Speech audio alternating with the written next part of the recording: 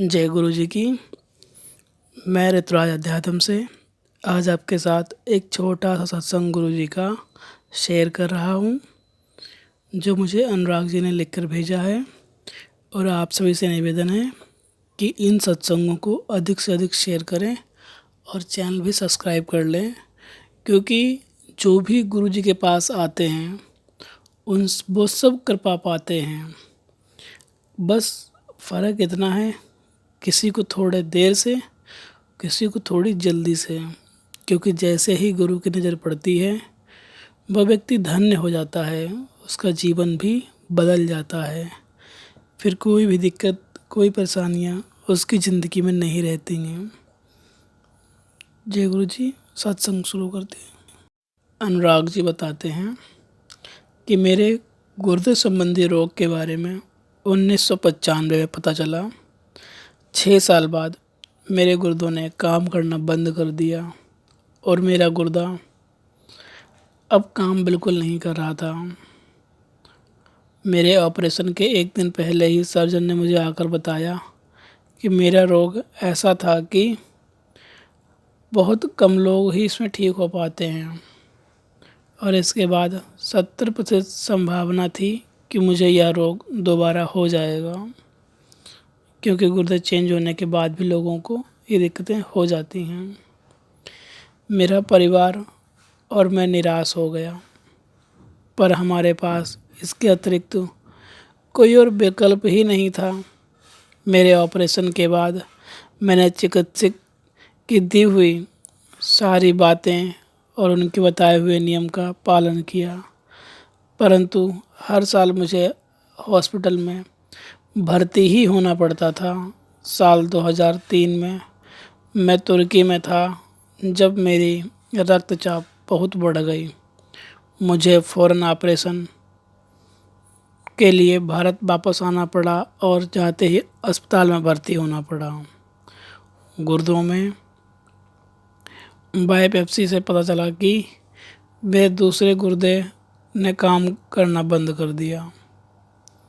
हमारे भारत और अमेरिका के सर्वश्रेष्ठ चिकित्सक के बीच विचार परामर्श किया, परंतु हमें कहा गया कि कुछ महीनों में मुझे डायलिसिस शुरू करना पड़ेगा।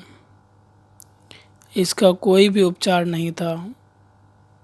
मुझे एक भारी समस्या में पड़ गई कि अब डायलिसिस तो बहुत ज़्यादा खर्चा होगा। मेरी पत्नी, माँ और मेरा बेटा इतना सक्षम नहीं था, पर हमें बहुत सारे मंदिर और ज्योतिषियों के पास गए, बहुत पैसा बर्बाद किया, पर कुछ नहीं हुआ। उसी समय मेरी तरक्की भी हुई थी, मेरी नई जिम्मेदारियों की मांग थी। मुझे हर महीने अन्य देश की यात्रा करनी पड़ती थी। असमंजस में था कि मुझे यह तरक्की स्वीकार करनी चाहिए या नहीं, क्योंकि आप सब जानते हो, जैसे ही काम बढ़ता है वैसे ही लोगों की जिम्मेदारी और सैलरी बढ़ती है। लेकिन सैलरी जब भी बढ़ती है जब काम बढ़ता है। मैं इस पड़ाव पर हमारी एक परिचित भाटिया आंटी ने अपने गुरुजी और उनके चमत्कारी शक्तियों के बारे में हमें बताया। हमने उनका विश्वास नहीं किया, पर हमारे पास और कोई विकल्प भी नहीं था। हमने गुरुजी के पास जाने का निश्चय किया और मेरी माँ उनके दर्शन के लिए गई। मेरी समस्या के बारे में गुरुजी को बताया। गुरुजी ने अगली बार मेरी पत्नी अंजना को एक तांबे के लोटे के साथ आने को कहा। मेरी पत्नी लोटा लेकर गई, जिसे गुरुजी ने आमंत्रित किया। मुझे उसमें रात को पानी भर के रखने को कहा और सुबह आधा पानी पीना था और बाकी आधा नहाने के पानी में मिला लेना था। यद्यपि मैं स्वयं गुरुजी के पास नहीं गया था, मैंने उनके निर्देशों का पालन किया। मरता क्या ना करता, फिर गुरुजी के निर्देशों का पालन करने के 3 महीने के भीतर ही पहला चमत्कार हुआ। मेरे गुर्दे ठीक होने लगे और 6 महीने के अंदर ही मेरे गुर्दे सामान्य हो गए। मेरे चिकित्सित जो डॉक्टर लोग थे जिन्होंने मेरी जांच करी थी, संभावित था कि उन्हें मुझसे पूछा मैं कौन सा इलाज करवा रहा था, क्योंकि एलोपैथिक दवाइयों में मेरे गुर्दे ठीक नहीं हो सकते थे और भी कई दवाइयाँ जो होती हैं यूनानी, उनमें भी ठीक होने के चांस नहीं थे। हमने गुरुजी के आशीर्वाद के बारे में बताया और डॉक्टर ने मुझसे प्रोत्साहित होकर पूछा कि मैं ऐसा कैसे जान सकता हूँ, कैसे हो सकता है, कैसे एक गुरु के आशीर्वाद दे सकते हैं जो कि उसे मिलने के बाद उसके गुर्दे ठीक हो जाएं। हमने कहा जिन्होंने कुछ नहीं लिया और बिना एक बार भी कोई दक्षिणा या कोई ज़्यादा खर्चा ना बता के उन्होंने मुझे स्वयं इलाज कर दिया है, इससे बढ़कर और क्या होगा। क्योंकि अगर वो कहते तब मैं बहुत कुछ उन्हें दे सकता था, क्योंकि मैं तो इलाज में ही पैसा लगा रहा था, लेकिन उन्होंने मुझसे एक चीज़ भी नहीं ली। और यह भी एक अनोखी कभी कभार होने वाली बात नहीं थी। हमने ऐसा ना तो कभी पहले सुना था, ना ही कभी अनुभव किया था और ना ही पहले हम कभी गुरुजी को जानते थे। ये बात सुनकर डॉक्टर भी सोच में पड़ गया। गुरु का आशीर्वाद प्राप्त होने के 6 महीने बाद मुझे उनके दर्शन करने और उनसे मिलने का एक अनोखा संयोग बना। वो मुस्कुराते हुए और आँखों के सामने एक चमक लिए मुझसे मिलने पहली बार चाय प्रसाद और लंगर ग्रहण की बात कही।